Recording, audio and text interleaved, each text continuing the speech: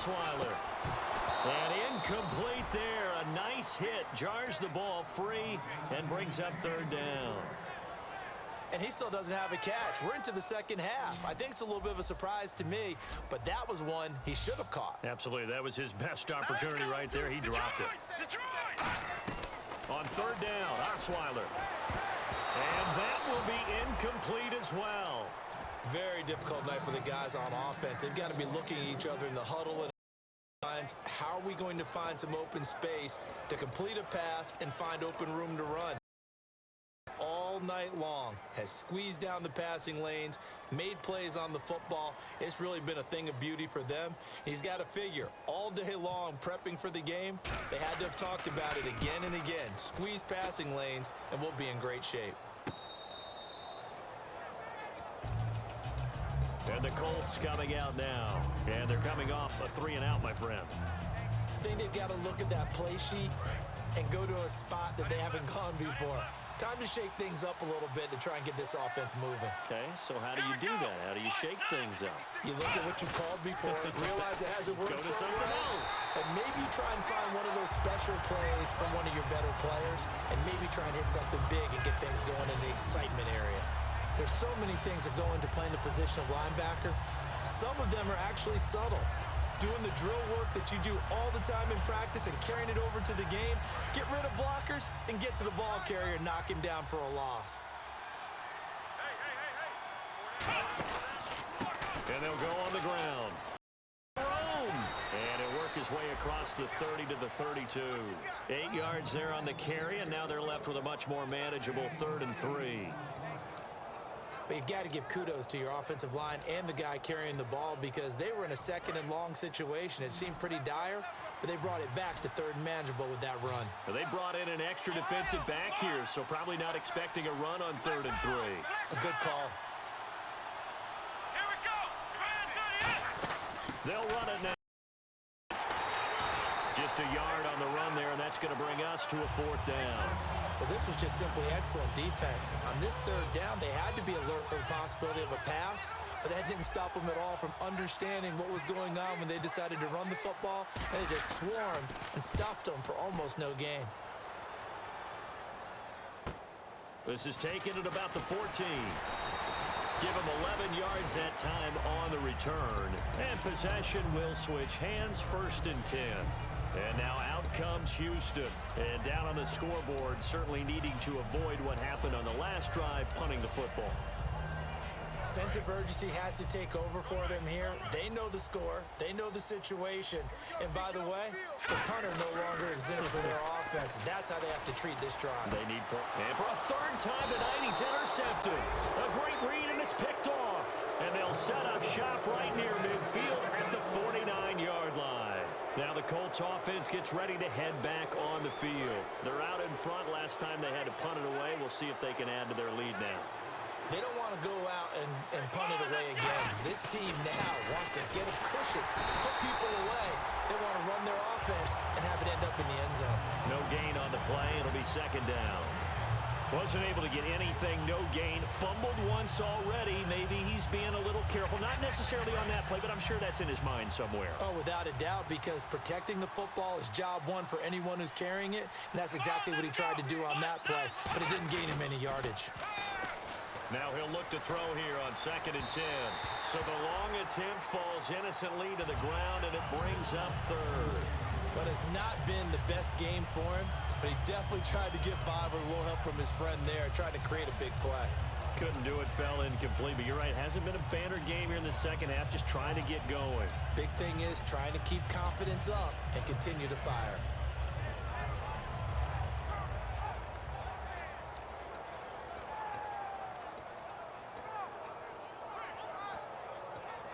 Third down here for the offense after the incomplete pass. The play clock's running down. On 3rd down, he'll drop to throw. Toward the sideline. Did he keep the feet in? Yes, he got them both down, says the side judge. And that's good enough for a 1st down. I don't care how many times we see it. I still get a kick out of watching quarterbacks and receivers do the pass tree in pregame warm-up. But I always remember that when we go to practices, We see that after practices as well. They really tune it up, don't they? They tune it up. They know why they do it for these situations. First down. And they build that trust, and that's why they're able to find him in this type of a situation. That is caught at the 7. And he gets it all the way down inside the 10 to the 5-yard line. And the offense moving quickly to the line.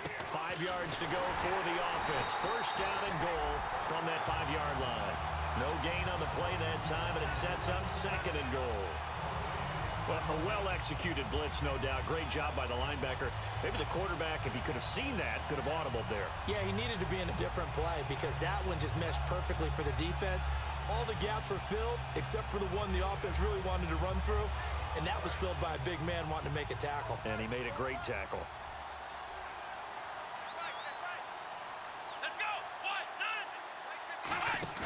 He'll drop to throw. Morris fighting. He lost the football. Touchdown, Colts. No lead safe in the new NFL, but this score is really going to give them some needed breathing room.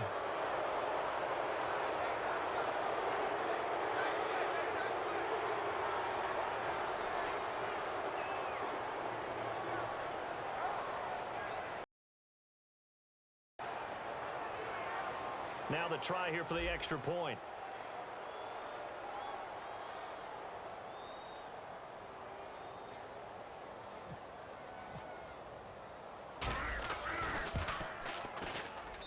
And the lead now to 3 touchdowns at 21 points.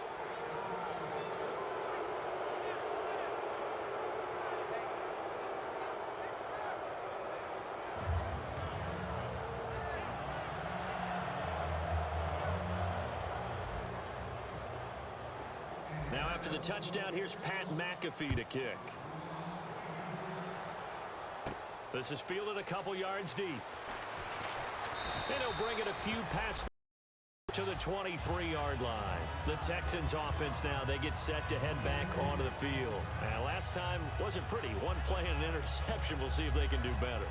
I want to see if they want to go ahead and throw the ball again now on this drive after what happened on the last one. Throw it on the first play. Give the quarterback some confidence. See what happens.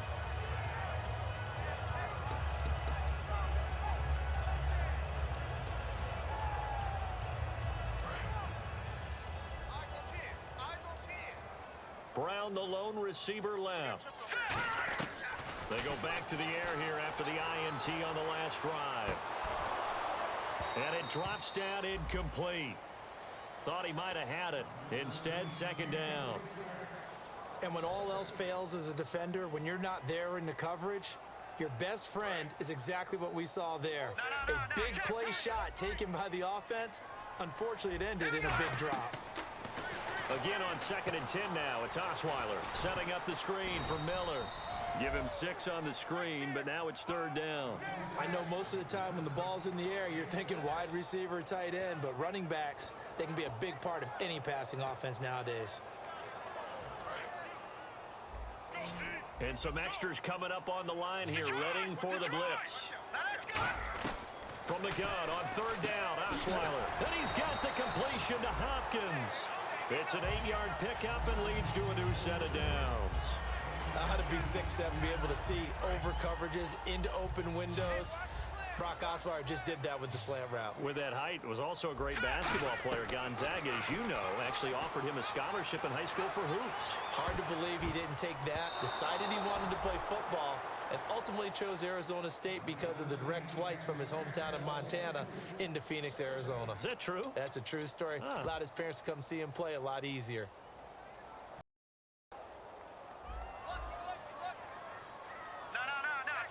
Miller, the lone setback. Here's Osweiler. Oh, the ball comes out on the hit, but they'll say it's incomplete. C.J. the intended receiver. 3rd down here. We just saw another example of really good defensive football, which has led to the cushion that they have in this game. Got to him once again, knocked him on the ground, forced an incompletion. Now they've set the tone. It's one thing to set the tone, another to come in here on the road and set the tone. And he finally goes down, but not before the 21. Coaches really don't care from what position they get this, but run after the catch ability, rack ability, is often the difference between winning and losing and changing field position. A 1st down carry now for Miller. And he's going to push his way down to about the 12. 9 yards on the carry there, and that will be the final play of quarter number 3. Some runs are blocked so well, you almost forget that someone has to carry the ball to gain the yardage. The leverage by the offensive line to create space up front, really well done. On second down, Osweiler. And for the 4th time tonight, it's an interception. A great read, and it's picked off. And a short return will be stopped inside the 10 at the 8-yard line. And the Colts offensive unit ready to see what they can do here. And they were able to punch it in the end zone last time. They'll be looking to do that again here for the defense. Obviously, they'll be looking to stop them from punching it back in the end zone. It always is punch-counter-punch, isn't it? And which team has the advantage? Well, let's just go back. Last time on offense, they rolled downfield, got into a good rhythm. You can see a little more bounce in and out of the huddle. You can see the sideline really get into the game. So defensively, you're thinking to yourself, how do we take that away from them? How do we get the advantage back? Let's see what they come up with. I think pressure is always the first way to go. You love pressure. I love it. We'll see if they dial it up this drive. J.J. Watt, the one that gets him down. And in this situation with the lead 4th quarter, they're liking keeping the ball on the ground, I'm sure. That's just smart football, but you know the defense has to know it as well. They've got to stop them here. So now we're going to see that loading the box in a big way. 6, 7, 8, 9, whatever it's going to take, puts a little bit more pressure on your big offensive line.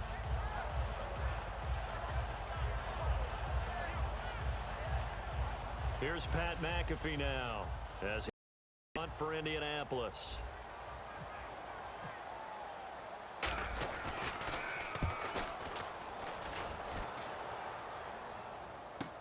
Taken right around the 44. And 9 yards there on the return following a punt of 47. And the Texans with great field position to start this drive as they take over 1st and 10. Heading out as the Texans offense as they get set to take over here. And the interception thrown in the red zone last time. We'll see if they can rebound.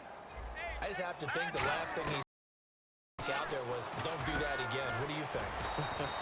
What do you think? Yeah, I think that. I think that not only did but he also told him, let's put it in the end zone that it's supposed to be in, all right? The end zone we're trying to score. I know we're being a little bit facetious here, but the bottom line is take care of the football and everything from there. Quick lesson, never ask the play-by-play guy a question. Hey, you're my partner. I know you're right there with me. And now a 1st down following that long gain. They'll try and run for it with so a nice job to break the 1 tackle, but not much daylight after that as he's brought down. So that run gets him about halfway home. Yeah, it's now 2nd and goal. The end zone beckons. It looms. And he's in for the score. Touchdown, Texans. Lamar Miller, his 3rd touchdown now on the year. And the Texans get a bit closer. And they're able to run it in. It started with a battle in the trenches. They won there, and they got in for 6 points. And that's going to be a tough one for the defense to deal with. They've got to go to the bench now and figure out how are we going to slow down this running game, because on that particular they had no answer. And not a bad return. Here he gets it out to the 25-yard line. Here comes the Indianapolis offense now as they get set to take over. They've got the lead. Last time had to punt it, though. What's the key to this drive? I think it's leverage. Leverage. Big guys up front. You know the motivational speech on the sideline is, guys, give us an opportunity. Protect the passer, create space for our runners, and let's go ahead and get these guys. Low man wins. Let's go do it on this drive. We'll watch that leverage on this drive. They'll come out throwing here on 1st down. He's got a man, complete. That one goes for 36 yards. And looking to put this game on ice in the 4th quarter, but still not afraid to throw it as they show there. You want to play the game with confidence, and they have a guy who's in control right now.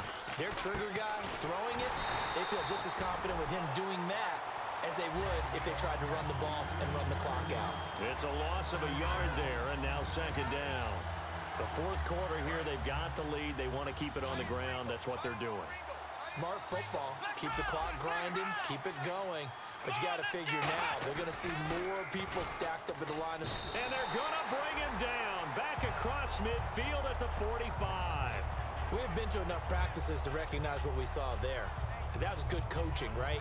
Taking care of the football, protecting